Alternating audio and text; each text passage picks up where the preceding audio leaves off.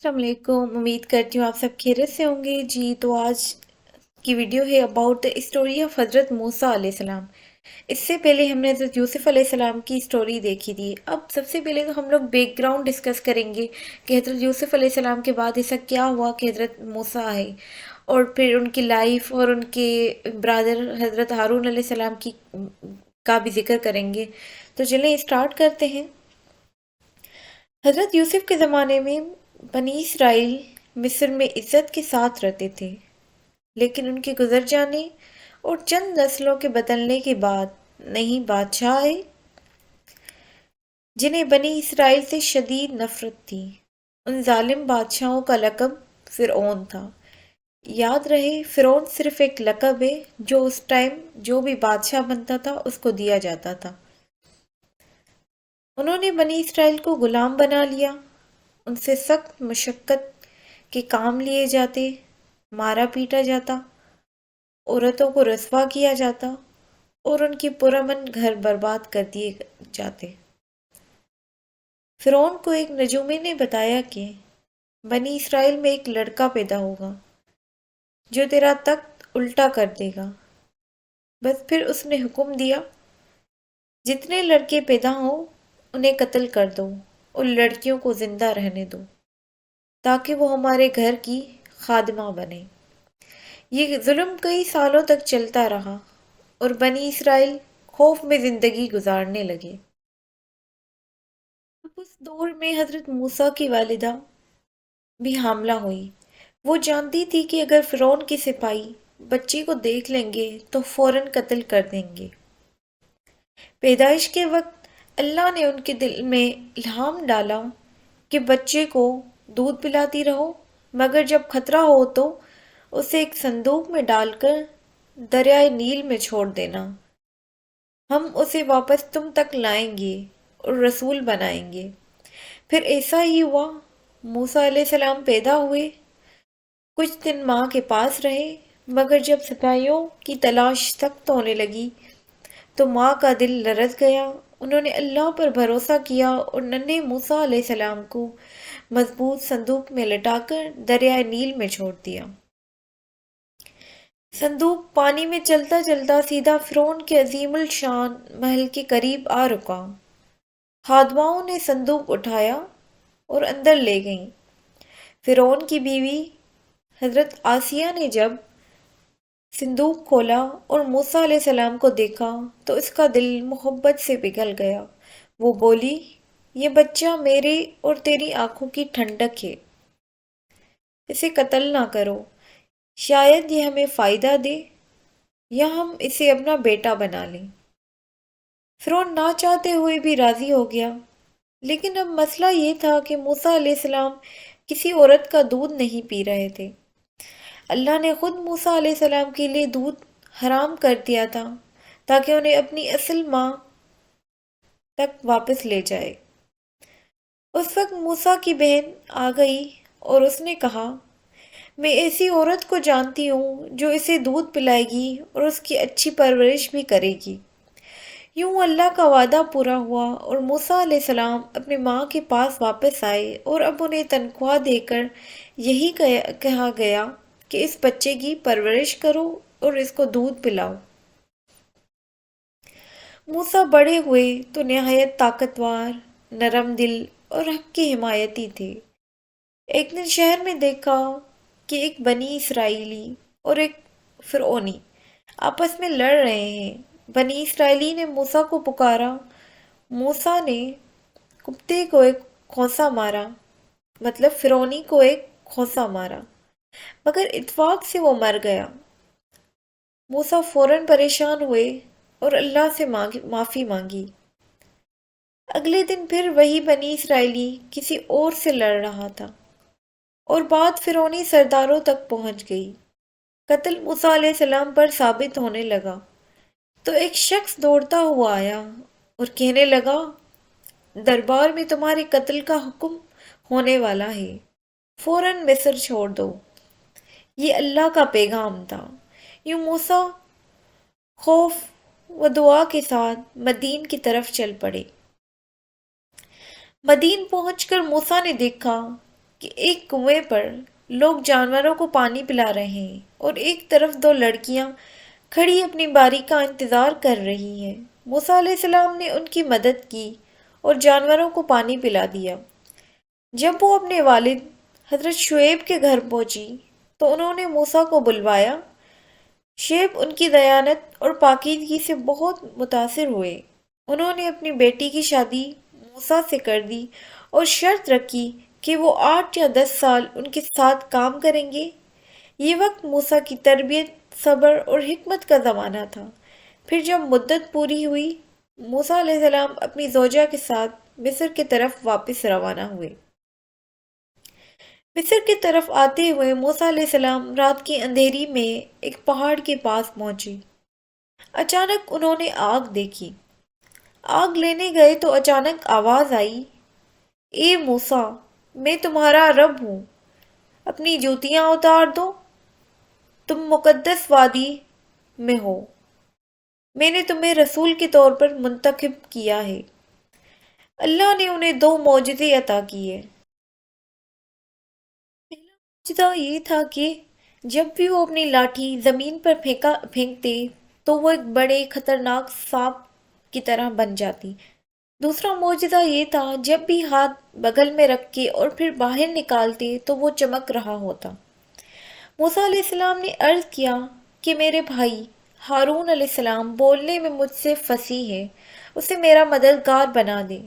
پھر اللہ تعالیٰ نے یہ دعا بھی قبول کی اور حضرت ہارون علیہ السلام کو نبوت عطا کی۔ اب موسیٰ علیہ السلام اور ہارون علیہ السلام فرعون کی دربار میں پہنچ گئے اور اللہ تعالیٰ نے کہا، اس سے نرمی سے بات کرنا، شاید وہ نصیحت قبول کرے۔ مگر فرعون غرور میں ڈوبا ہوا تھا۔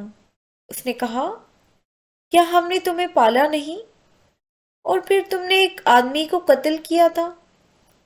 موسیٰ علیہ السلام نے جواب دیا کہ وہ غلطی اتفاق سے ہوئی تھی اور اصل بات یہ ہے کہ میں رب العالمین کا رسول ہوں۔ فرعون نے حقارت سے کہا، اگر تم سچے ہو تو کوئی معجزہ دکھاؤ۔ موسیٰ علیہ السلام نے اپنی لاٹھی زمین پر پھینکی تو وہ ایک بڑا سانپ بن گیا۔ ہاتھ نکالا تو نورانی ہو گیا۔ مگر فرعون نے کہا، یہ تو جادو ہے، میں اپنے جادوگروں کو بلاؤں گا۔ اب مصر کے ہزاروں مشہور جادوگر جمع کیے گئے۔ انہوں نے رسیاں اور لاٹھیاں پھینکی جو لوگوں کی نظر میں سانپوں کی طرح حرکت کرنے لگی۔ لوگ ڈر گئے۔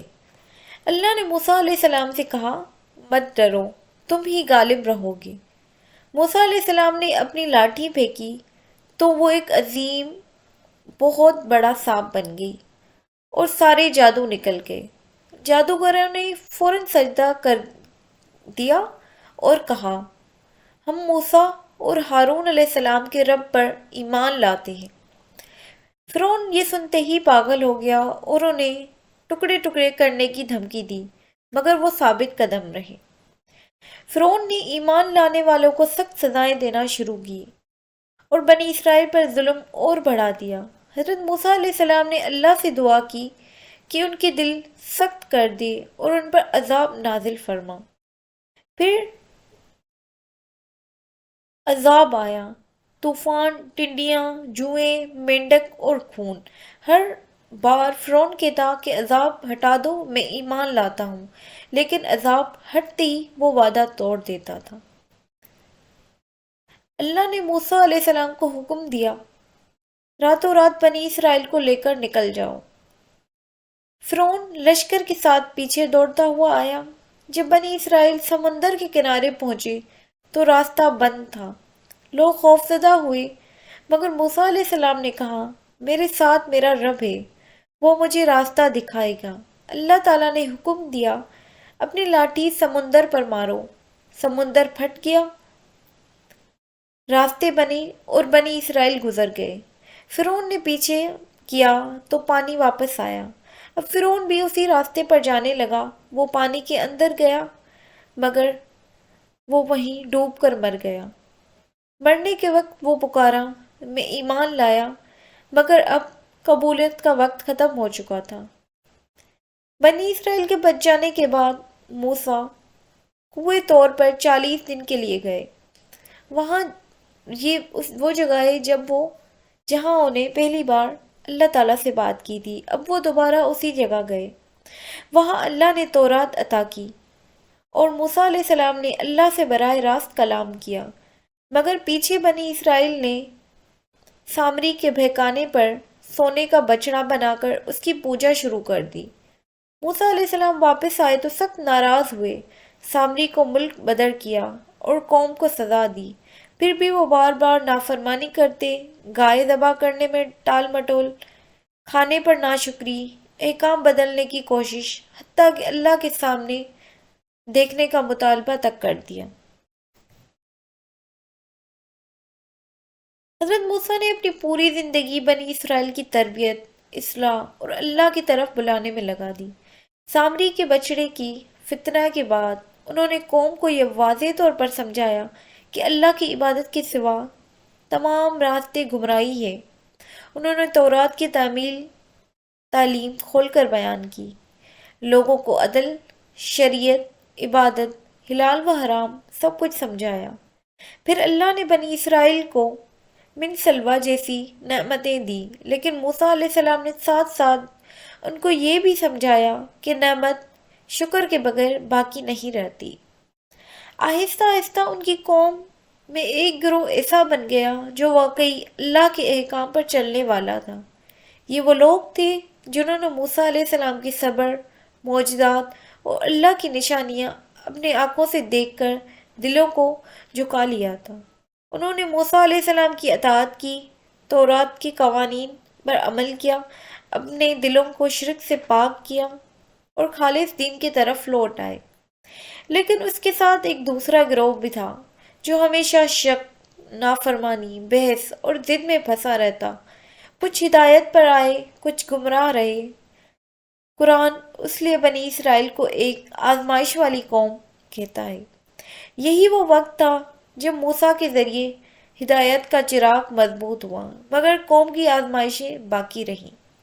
حضرت موسیٰ علیہ السلام اپنی زندگی کے آخری حصے میں بنی اسرائیل کو ارض مقدس میں داخل ہونے کا حکم دیا، مگر وہ بزدلی دکھاتے رہے۔ 40 سال تک وہ صحرا میں بھٹکتے رہے اور موسیٰ علیہ السلام اسی صحرا میں اپنی قوم کی رہنمائی کرتے رہے۔ آخر ایک دن جب موسیٰ علیہ السلام کو اللہ نے پیغام دیا کہ ان کی مدت نبوت اب پوری ہو رہی ہے، تو موسیٰ علیہ السلام نے اللہ سے عرض کی کہ وہ کم از کم دور سے ارض مقدس کو دیکھ لیں جس میں ان کی قوم کو داخل ہونا تھا۔ اللہ نے ان کی یہ دعا قبول کی۔ ایک پہاڑی پر کھڑے ہوئے انہوں نے ارض مقدس کو دیکھا، اپنی قوم کے لیے دعا کی اور پھر پرسکون طریقے سے اللہ کے پاس چلے گئے۔ قرآن ان کی وفات کی جگہ نہیں بتاتا، مگر احادیث کے مطابق وہ فلسطین کے قریب ایک پہاڑ پر وفات پاتے ہیں۔ موسیٰ علیہ السلام کی وفات کے بعد بنی اسرائیل کی قیادت حضرت یوش بن نون نے کی۔ اللہ نے ان کی مدد کی اور قیادت میں بنی اسرائیل ارض مقدس میں داخل ہوئے۔ جو لوگ موسیٰ کی زندگی میں ہدایت پر تھے وہ ثابت قدم رہے، لیکن قوم کا وہ حصہ جو ہمیشہ ضدی رہا وہ بعد میں کئی دفعہ پھر گمراہی پر پڑا۔ اس لیے بعد میں کئی انبیاء آتے رہے تاکہ انہیں سیدھا راستہ دکھا سکیں۔ نبی صلی اللہ علیہ وسلم فرماتے ہیں کہ موسیٰ کی قبر کو اللہ تعالیٰ نے چھپا دیا تاکہ لوگ اسے پوجا گاہ نہ بنائیں۔